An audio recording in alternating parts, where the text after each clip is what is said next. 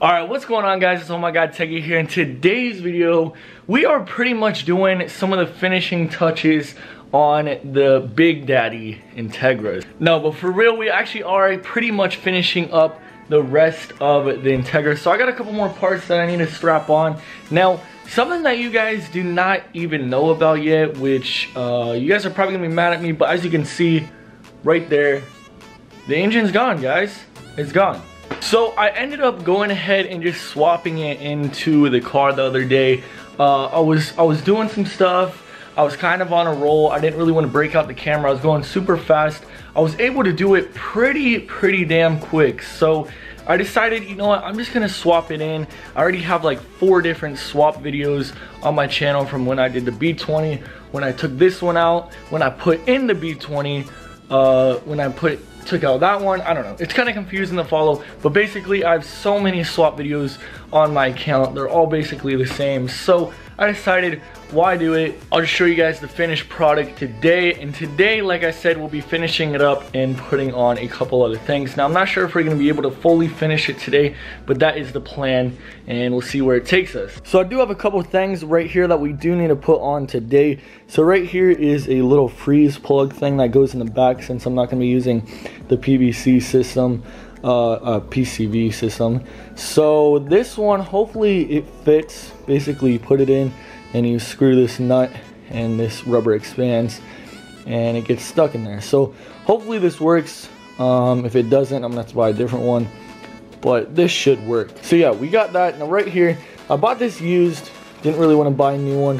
Hopefully everything's okay with it. I could take it apart. I've seen some people clean these in the past. So right here we have a intake fast idle control valve.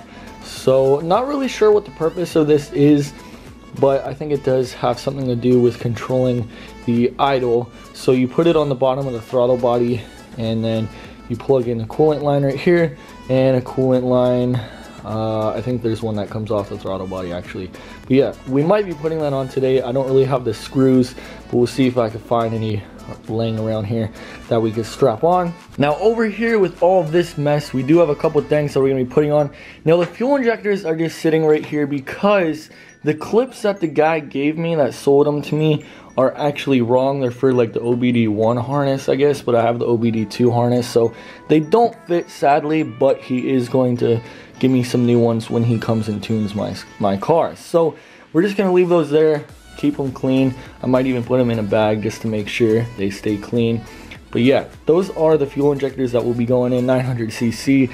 Now down here, I think this is what we're gonna be doing today, and we're gonna be connecting the, not the boost gauge, obviously not, because I don't even have the turbo fully hooked up yet, but we have the oil catch can in here. So I'm still trying to figure out a place to put this on.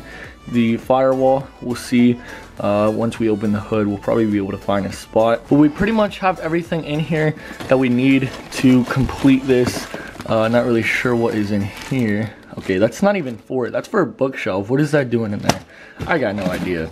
But yeah, it comes with a filter, we got the hoses, and we got the other 2 little lines. So I'm not sure if I'm gonna put these on the valve cover and the ones that twirl on the catch can, but we will see whatever lines up the best, and hopefully we can get that on today. Now there's obviously some more stuff that I need to put on here.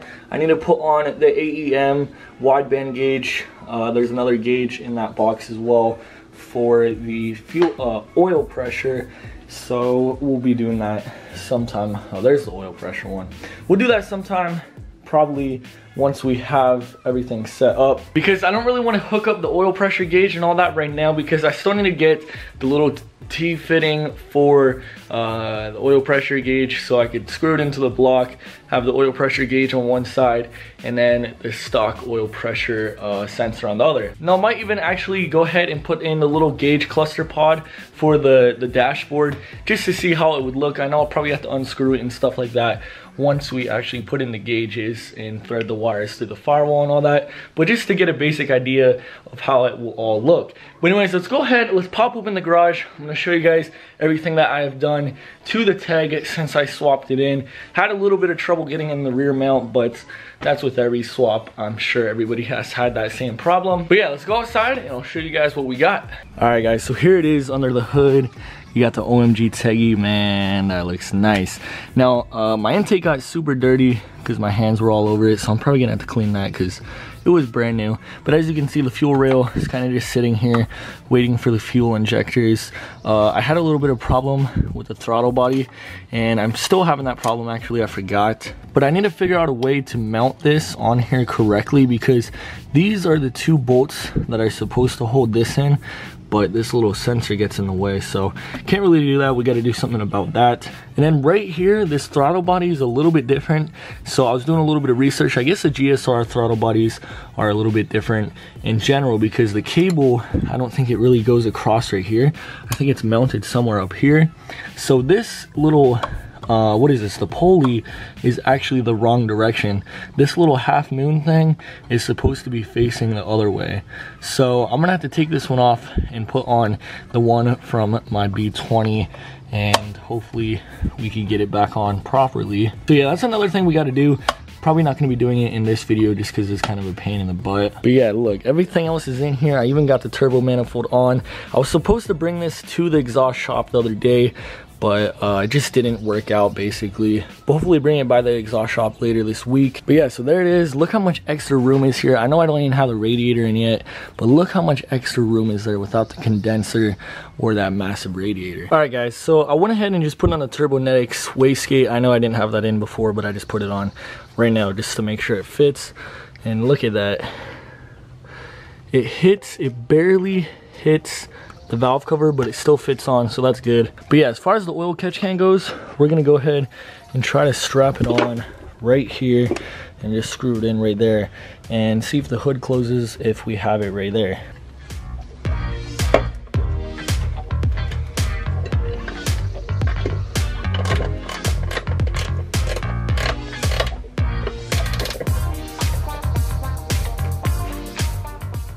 Alright guys, so there it is, it's in. I only have it screwed in right here, but I mean, it's not really going anywhere, so I think all you really need is that screw. I could put a little bracket down here, but these little things are a little bit big. I don't really like the look of this right now, but I think that's just how we're gonna have to roll with it. Now, I could put the little stubby ones on the side here and leave the ones with the 90-degree on the valve cover, but I think I'm gonna have to leave these on here since it is kind of a tight angle, and put the just the straight ones on the valve cover. So yeah, we'll just go ahead and put these on here for now, but honestly I could go ahead and just get the curved ones for this as well. I don't think they're that expensive, so I might just go ahead and do that if this doesn't work, but I mean, it still looks good. We'll just have a little curve in the pipes that go over here now. So we're gonna go ahead and get the tube out for now, the tubing, and strap it on, see if we could get it measured the right way. I might not put it on fully today. So here's the little pipe. I think they gave me about 6 feet of this, so if I screw it up once, I could probably do it again, hopefully. But anyways, yeah, so we're gonna hook it up over here, measure it, cut it, and we'll see how it looks afterwards. All right guys, so we're gonna be putting our first one on.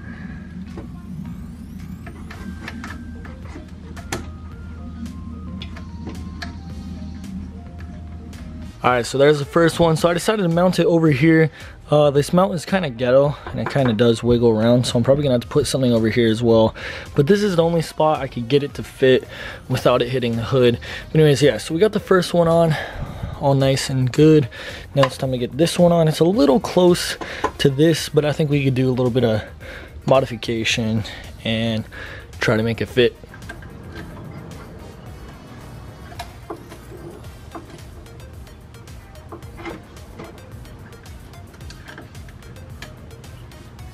Alright guys, so we got the tubes on. They look pretty good. I had a little bit of trouble getting them on because of this braiding. It's like, it kind of frays a little bit when you try putting it in. So I had a little bit of trouble with that, but I finally got all of them in, as you can see. And that is the setup for the oil catch can. So now I'm actually gonna move on to the freeze plug in the back of the block. So I'm probably gonna have to jack up the car to get to that, but that's what we're gonna be doing next. All right guys, so I was able to get the little freeze plug in on the back, and I was actually able to get it in from the top. So it's really easy, didn't even have to jack up the car. But I had a quick question for you guys, you know, how to clean up your workstation. I'm just kidding. But I had a question because I cannot find another bolt, if it focuses, that has this kind of thread on it. It's super small, super tight. So this is for the PCV system, and what I'm wondering is if I could just put some sort of bolt in the end of it, or just fill it up with some right stuff, or maybe even some JB weld. I don't even know. Just basically fill it up so that it can't come out the bottom. So I think what I am gonna try to do right now is at least put a screw inside of there, see if that works, so that I could screw this onto the block, and then my PCV system is completely blocked off on the back. But let me know what you guys have done in the past, if you guys have done this before, the PCV delete. So yeah, just let me know. We're going ahead and moving on to the cluster, if I can find it, if it will focus on anything either. So I gotta find the cluster somewhere in here. Now we're gonna go in the car and install it. All right guys, so we're in the car. I was able to find the cluster. It was just under the little desk. But man, it feels good to be back in here. Honestly, I cannot wait until this thing is up and running. I miss this car so much. But yeah, this should be pretty easy. There's only 2 bolts here that we're gonna take off, and then we're gonna put in the boost cluster.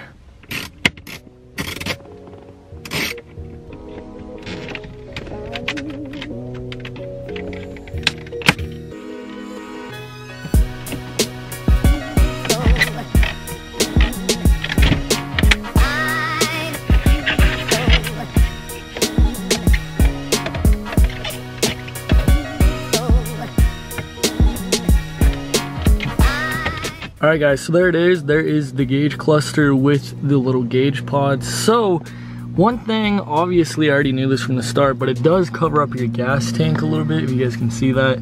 So I mean, at least you could see when it's empty, and at least you could see if your car is overheating. But honestly, it's not too bad. If you really want to know what gas you're at, you can kind of tilt your head like this, and you can see if it's completely full or what's going on with the temperature. But I mean, it fits pretty well.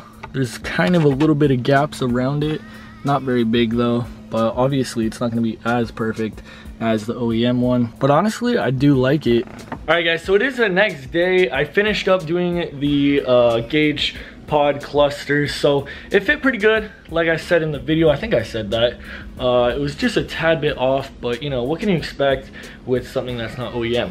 So anyways, we got that in, and then after that I ended up trying to fit some of the turbo piping, and I just got really mad, so I didn't record any of it, and I couldn't fit it on, and I have to go get it modified. So that sucks. But tomorrow, hopefully if everything works out, we are going to be going down to the actual exhaust shop. We're gonna get the exhaust welded up.